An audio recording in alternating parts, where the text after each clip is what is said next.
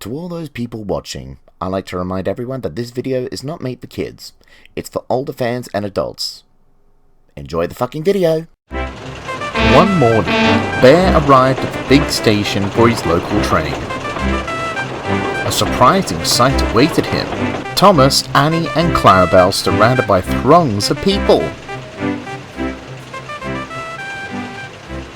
An important-looking man spoke to Thomas, smiled, then walked away.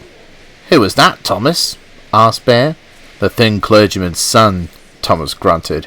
"He's an author too and just released another book about me." "You sound almost displeased," chuckled Bear. "I am," Thomas fumed.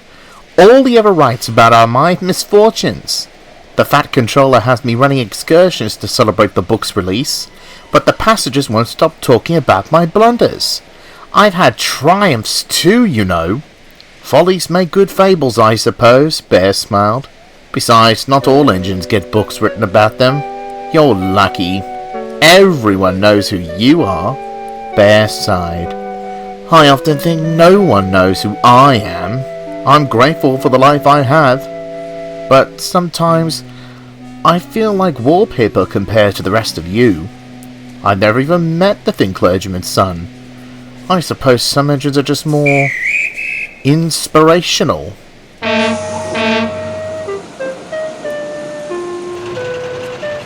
Thomas felt very guilty as he watched Bear go. He knew what he had to do. "Please, sir, Bear deserves a book of his own.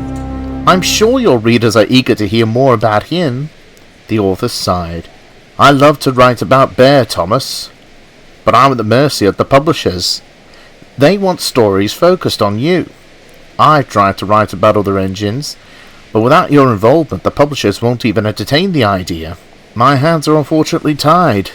As the author strode away, a cheeky grin spread across Thomas's face.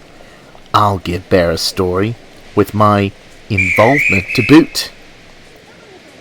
The excursion train started from the big station.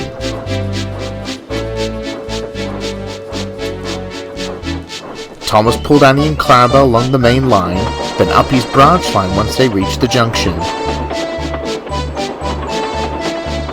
After tea and refreshments at Farquhar, Thomas brought the passengers back to the big station. All the way the author would give speeches about his books.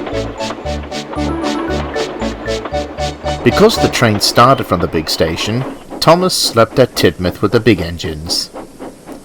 When he returned that evening, he saw Bear asleep in the lonely corner of the shed. "Worry not, Bear," he whispered. "Tomorrow your wish will come true."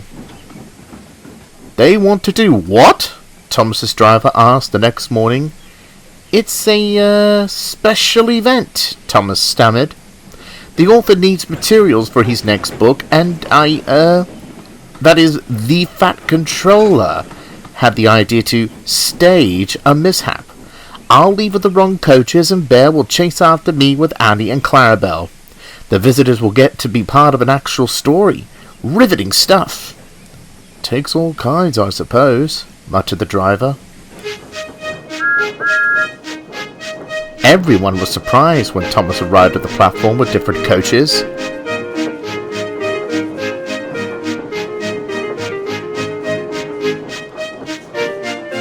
"Thomas," asked the author, "where are Annie and Clarabelle?" "Oh, there was a problem with Henrietta's brakes. Toby needed them to take the workmen to the quarry. We'll meet them at the junction."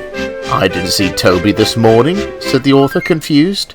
"Oh, well, he was probably here and gone in a flash. Quick for his age. That's our Toby. Come now, please come aboard," Thomas urged. There was no time to question further, so the passengers got in, the guard blew his whistle, and Thomas scuttled away immensely pleased with himself.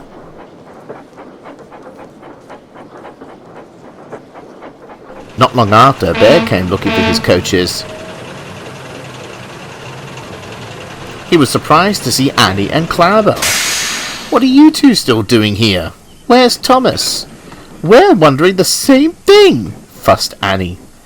"Wonder no longer. I know where he is." The fat controller strode up. Bear, please take Annie, Clarabelle and I to the junction. It seems Thomas fancies himself an author. At the junction, Thomas was swarmed by his irate passengers.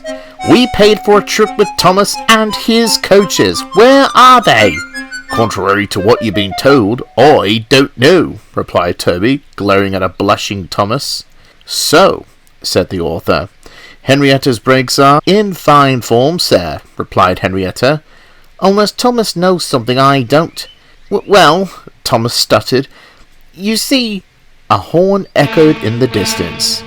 There was Bear rumbling down the line with Annie and Clarabelle in tow.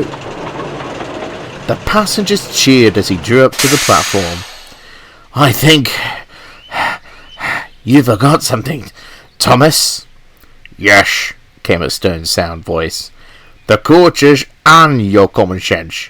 Watch out to shave yourself. Thomas sighed and explained his conversations with Bear and the author. I thought, sir, if I could bring Bear to the author, sir, well, the author might bring Bear into his books, sir. I appreciate your feelings, Thomas, replied the fat controller, but need I remind you we are a real railway that runs on giant tables, not tall tales. Such tricks on the main line are unacceptable. It's clear you cannot be trusted to run these trains.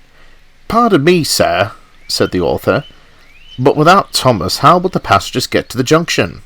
Hold on. Who's this? Interjected one of the visitors, pointing at Bear. I haven't seen him in this book, said another, thumbing the pages furiously. The fat controller turned to the author, smiling broadly. I have just a ticket. The next morning the visitors were thrilled to see Bear arriving at the platform. They wanted to know all about him, and didn't even notice Thomas, who had been relegated to shunting, pushing Annie and Clarabelle behind him. Nice to relive the old days, isn't it? Smirked Clarabelle. Thomas harumphed and said nothing. The author had difficulty talking about his new book, for everyone wanted to know about the new diesel.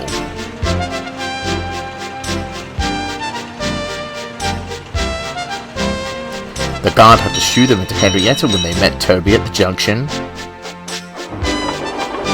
Well, Bear, chuckled the author, you might get your book sooner than you think.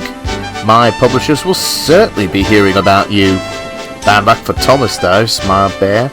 He was tired of you detailing his misfortunes. But, dare I say, he's written his own fate.